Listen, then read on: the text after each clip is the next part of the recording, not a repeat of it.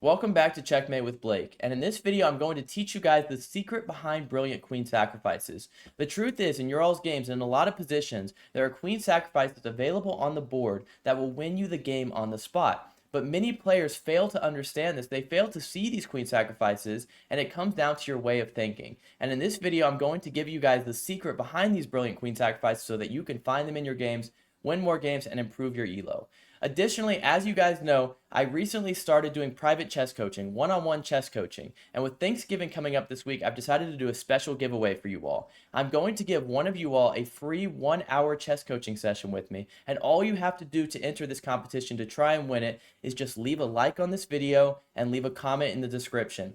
And all the comment can be a requesting content for the future videos. It can just be feedback on this video. It can be any kind of comment. Just leave a like, leave a comment, and you'll be entered in this competition. And I want to go ahead and say, even if you're a current student, this applies to you as well. If you're already someone who's using my chess coaching sessions, you can still like and leave a comment, and I will, consider your comment as well for a free coaching session. And I will choose this. I'll choose the winner by next week. I think next Thursday I will announce the winner. So if you leave a comment on this video or any video posted until next Thursday, you will be entered in this competition. We'll go ahead and get started. Again, we're talking about queen sacrifices in this video. Before I do though, I want to say if you haven't subscribed to the channel and you'd like to subscribe, I'd love to have you guys consider subscribing and joining the community we have. We'll go ahead and get started like I said.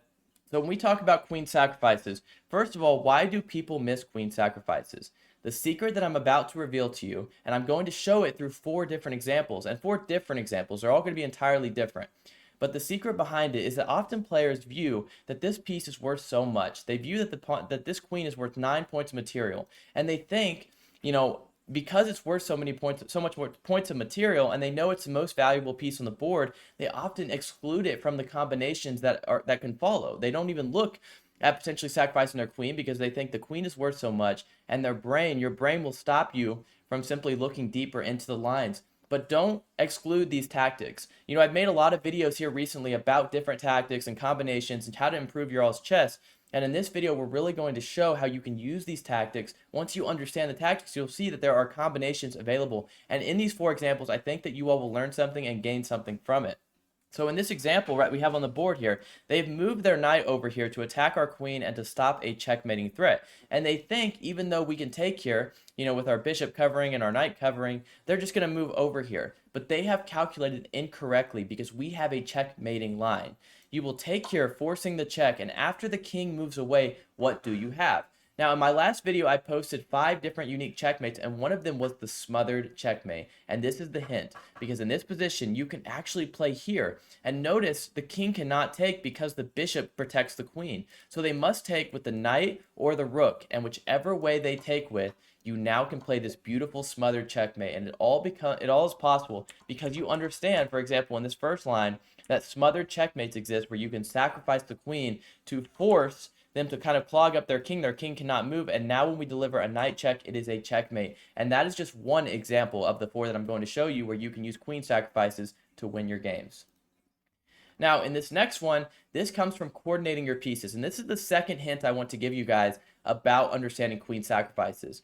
Oftentimes, queen sacrifices come down to understanding piece coordination, because although you know this piece is worth 9 points of material, what are the bishop and the rook worth? They're worth 8. And that is saying something very, very important. When we add them together, 3 and 5, that's worth 8. And that's important because we understand that if we coordinate these pieces, they can be even stronger than the queen in certain examples. And this is one of those examples because we have a forced checkmate. Try to spot this move, but the move you played, you sacrifice the queen, you take the knight, and after they take back, now when you play this rook check, it's actually a checkmate. And this example comes from coordinating the rook and the bishop together. Now, the third example is very, very advanced, and I even looked at this for a second to try and understand what could this one be. Now, how can you do a queen sacrifice? Because obviously we don't have a forced mate in this line. That's the hint. So we don't have a forced mate, but we do have a beautiful queen sacrifice that we should play to win the game. What do we have in this position? Let's first look at the position. This is a tactic where their rook is actually stopping this pawn. If we were to take here, right, we would love to push this pawn to promote.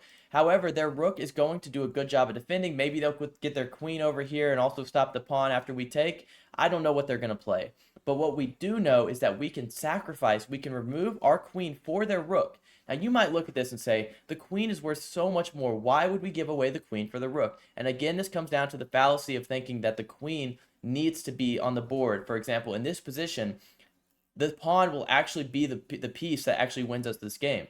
So when we look at that, if we could remove this defender of the rook and actually take here, they will not be able to stop this rook, this pawn from promoting. I'll go ahead and show it. If we take here with check, and then we take here now, even if they play this move and then we push, and then they slide over here to try and stop the pawn's promotion with the queen, we will deliver a check here first, and then we will promote on the next move.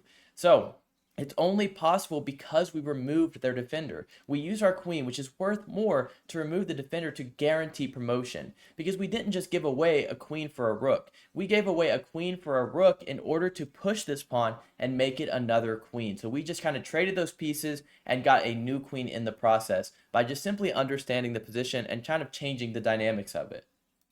Now, the fourth one here is a very, very good lesson. I do really like this one. And again, it also comes down to coordinating your pieces. We're going to coordinate the position kind of in this one. So what we do is the obvious move is first we're going to give a check.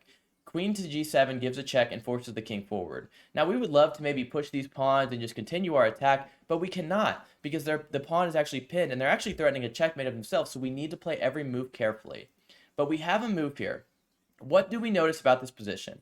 Well, the pawn is stopping the king from ever escaping, and their bishop is also stopping it as well. So if we could just deliver a check on this diagonal, or this file here, we would actually have a checkmate. Can we achieve that goal? The answer is not to take here, because then the bishop will just recapture. But the move is actually to take here. Queen takes g7, queen takes g6, because after we deliver this move, now we can play this here and it will be a checkmate. And it's only a checkmate, again, because we understand the strengths of these other pieces.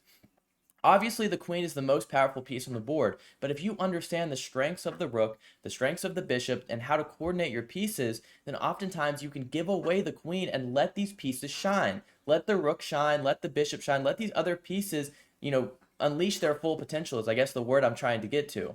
And if you don't know how to use these pieces best, go check out my chess strategy playlist. I have a ton of videos on how to use the rook, 5 examples to use the rook to improve your chess, or the knight, or the bishop. I have examples on all of this. So if you don't know how to use these pieces best, you can also check out those videos as well.